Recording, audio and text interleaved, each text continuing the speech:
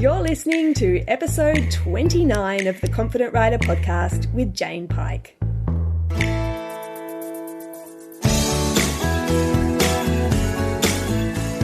Hello, fabulous human. It feels actually quite relaxing at the moment. I've been running around like a headless chicken over the course of this entire day. Actually, let's just rewind that. Over the course of the entire week, it feels like.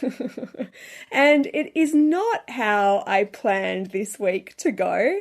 In my mind, I was easeful and graceful and I was organised and things were flowing, but unfortunately that has not materialised in this case. So Monday of this week I got back from Equidays and I spent the 5 days prior, I think, 4 days maybe. I got up there on the Thursday before. So Friday, Saturday, Sunday was Equidays and I was presenting seminars each of those days. And then the rest of the time, I'm not actually sure what I was doing. The irony is I feel like I'm much busier at home, like I do a whole lot more stuff at home, but for whatever reason, just the amount of peopling that was involved and the excitement and my shiny object syndrome that was getting distracted by all the different saddles and bridles and saddle pads and beautiful things that we can purchase, such as boots. I did buy a pair of boots. That was planned, mind you, so I feel 100% aligned with that purchase. I'll show you pictures soon. But for whatever reason, I was completely knackered when I got home. The reason that I'm telling you this story is not to share the fact that I was tired when I got back, which in and of itself is quite a dull fact to share with you, but that I actually recorded the seminar presentation. So on Friday, I did one that was all about mental preparation for competition. On Saturday was about returning from injury, and then Sunday was cultivating confidence. Today, I had planned to share the cultivating confidence session with you. However, what I didn't do was check the right setting on my audio recorder, and those 3 seminars are, well, you can hear me, but I'm kind of like a distant voice. So I've listened back to it and decided that's not the way we're going to roll for this particular session. And I'm taking it that the reason for that is because there's something more important that needs to be shared today. Why I feel like a slight headless chicken at the moment is because tomorrow I'm going to a clinic with Warwick Schiller and I'm taking 2 of my horses. I'm taking Dee and Nadia. Super excited about that. And I think if I have the presence of mind and the energy to do so, I'm going to do an on-the-road podcast. So stay tuned for that one. But when I got back, my little boy Tommy was sick. And so it's just been kind of a comedy of errors getting everything done. So today, what we're going to talk about is being attached to the story that you're telling yourself, and also the need to actually seek relief rather than solutions in some circumstances. Now, I thought about the Cultivating Confidence seminar that I did on the Sunday and what it was that I wanted to draw from that to share with you. But that's also been highlighted or magnified, I guess, because for whatever reason, over the last couple of days, I have been tagged in a number of posts on Facebook that have had similar shared themes. And those shared themes are people feeling pretty down and out. Either they are in a situation where they're feeling like they need to give up, or they're super nervous and just can't seem to get on top of it, or there's a huge fear element involved to them doing what it is that they want to do with their riding. Now, in one particular post that I was drawn into, I felt really heartbroken by the language used, and I also felt quite heartbroken by another one that I read, because I do take these things quite personally. And the reason for that is because I know that there's another way. I guess I'm in this position that most people aren't, in that I see the full spectrum of stories that come through, and I see my own stories that I involve myself in. And what I mean by a story is essentially the mental narrative that we've become so attached to that we are no longer able to maintain an objective position.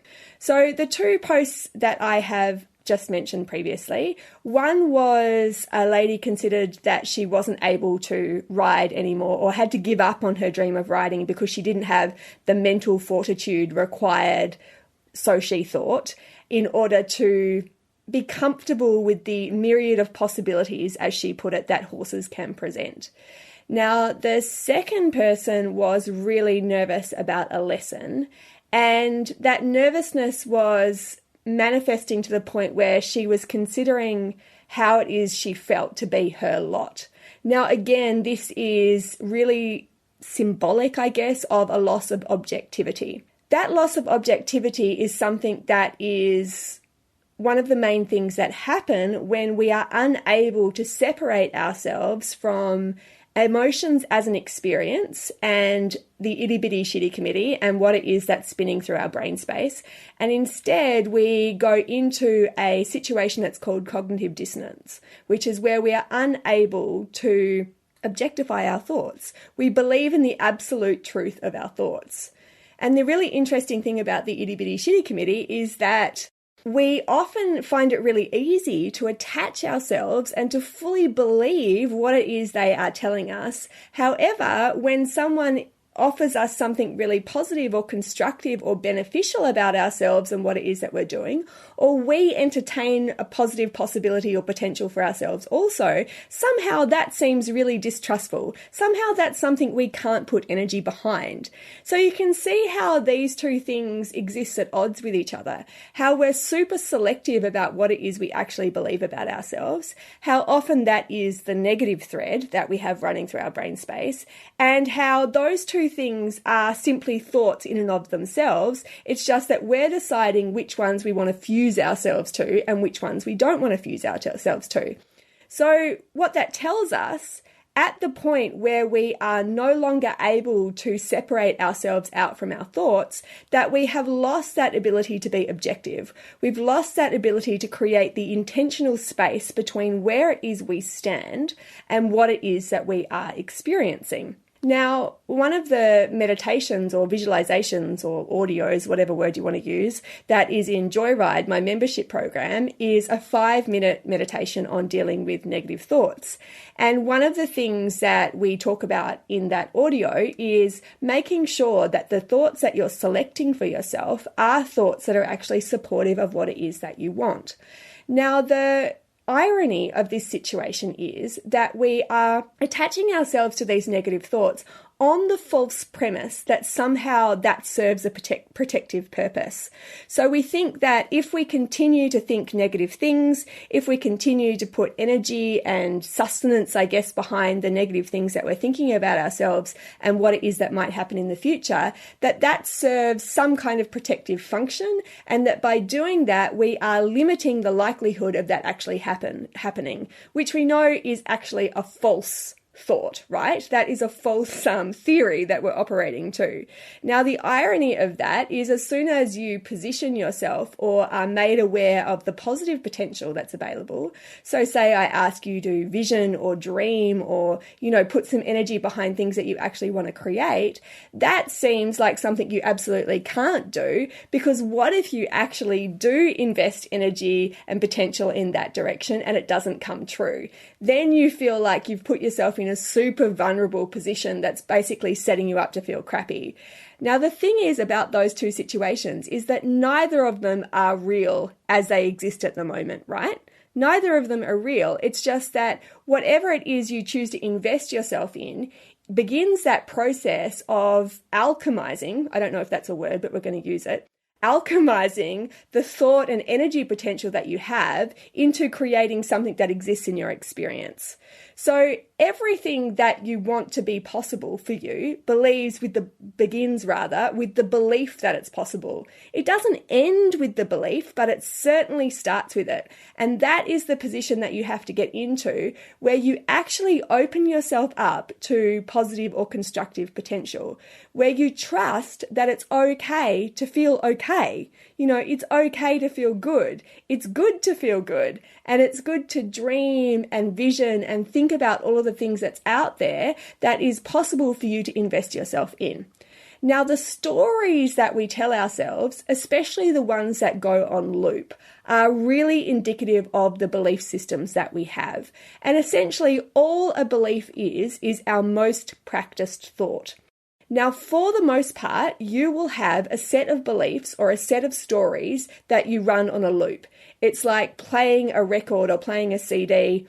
God, I'm really showing my age now. What's the latest version of that? Streaming a song, streaming an album, and having that play over and over and over and over, and recognizing that pretty much you only have half a dozen stories that have similar threads that you might actually change depending on what the circumstances are.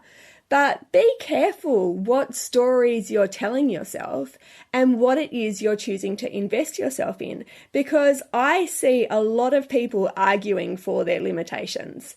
And when you're arguing for your limitations, when someone offers you the possibility of it being different or the idea of it being different, or shares with you a story about how it's possible for it to be different, and you come up with another excuse. You loop back around, but this can't work, but this is why, but I still feel like this.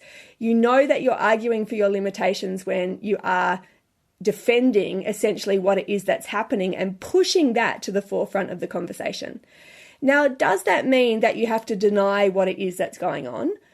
Yes and no. When you want to create something different to what it is that you are currently experiencing, then you do actually have to get ahead of the experience, because essentially what's presenting in your reality or in your present moment is the past catching up with you. It's the consequence of all your past decisions, actions, and everything else that you've invested yourself in catching up and making itself known in your present moment. If you continue to observe that and don't make any changes to make anything different, then of course the likelihood is that you're going to continue on in the same fashion that you have previously. However, if you can actually get ahead of the experience and honor what it is that's happening while simultaneously going to a better place, better's not the right word, going to a place which actually allows you to attach yourself to what it is that you want, then you can observe what's happening in the moment whilst aligning your actions, aligning your beliefs, aligning your energetic body, if you like, with the bigger version of yourself, with the higher intention of where it is that you want to take things. Now, this can be really hard, and the reason that this is really hard is because if you're feeling afraid, or if you're feeling anxious, or you're kind of feeling out of sorts, and you've felt that way for a long time, there's a lot of momentum that exists behind that thought process, right? There's a lot of energy that backs that up. And I think of it like this. Say you're driving down the road at 100 kilometers an hour, and you've been heading in the same direction for a really long time. And then all of a sudden you realize that actually what it is that you want is to your right. And so the first thing that happens is that you change your gaze. You look towards the right-hand side. Then you change the steering wheel. And then everything starts to line up in your new direction. However, it doesn't happen instantly, right? If you were all of a sudden to change the steering wheel towards the right, don't recommend this, especially if you're driving along at 100 k's an hour, then what would happen is you actually spin out. Your back wheels would spin out, everything would kind of go quite wonky, for want of a better technical term, and you would experience this drift, all going well, until the car lined up with the direction that you want to go. That is lag time. That transition between the momentum that you've created in one direction and the change of direction. In that moment, in that transition, you will experience a shift where not everything is lining up.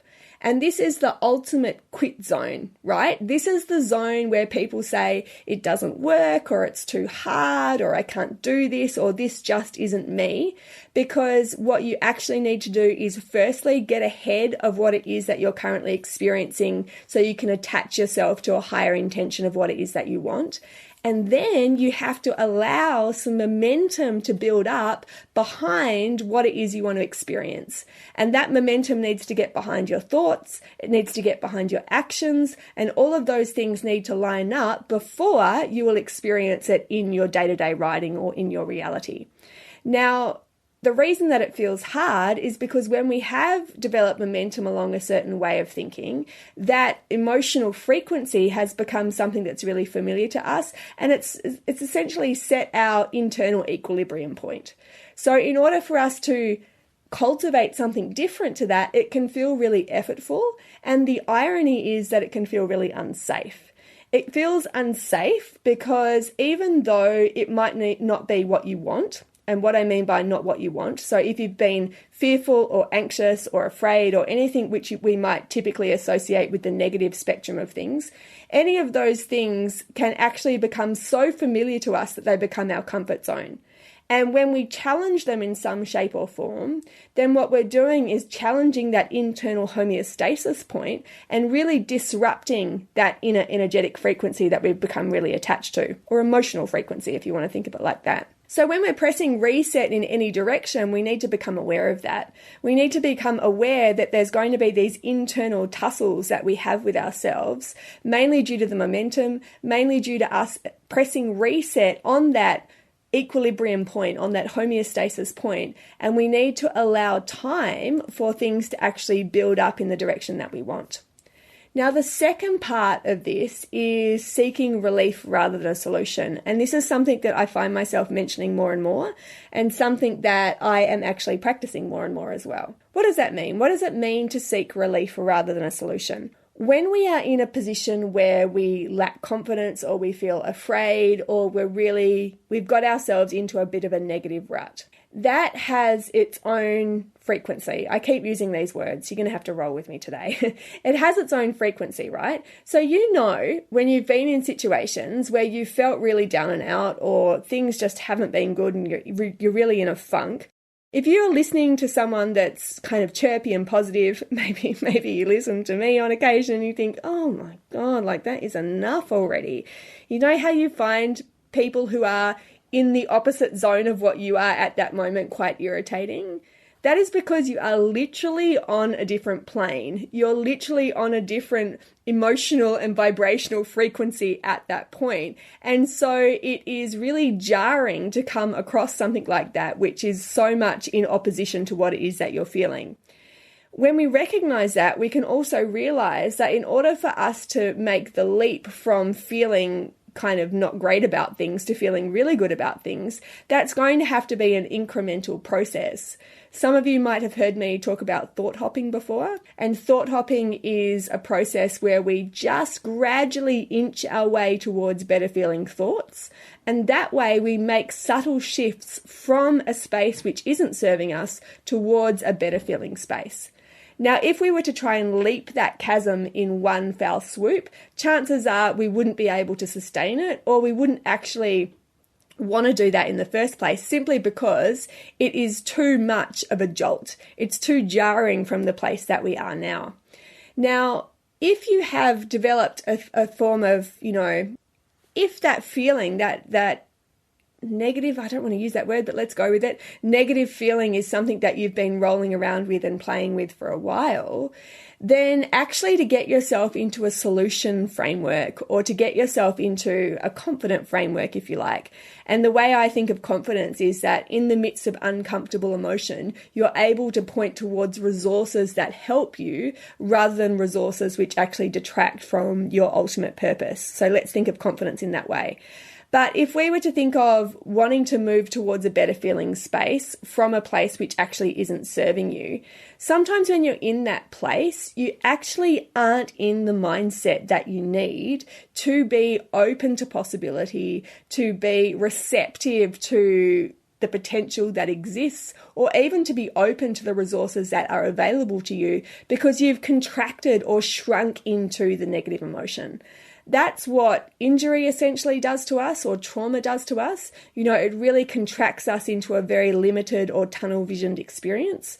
Lack of confidence, nerves, or anxiety typically does that as well. We go into that place where we shrink into the uncomfortableness of the emotion, and we are no longer able to point towards the other things that would actually lift us out of that space. So if you're in that place where you're like, this isn't for me, I don't think I can do this anymore, the nerves are too much, the anxiety is getting the best of me, Don't worry about finding a solution. Just find relief for that moment. Do whatever you need to get yourself into a better thoughtscape and to get yourself to a better feeling space.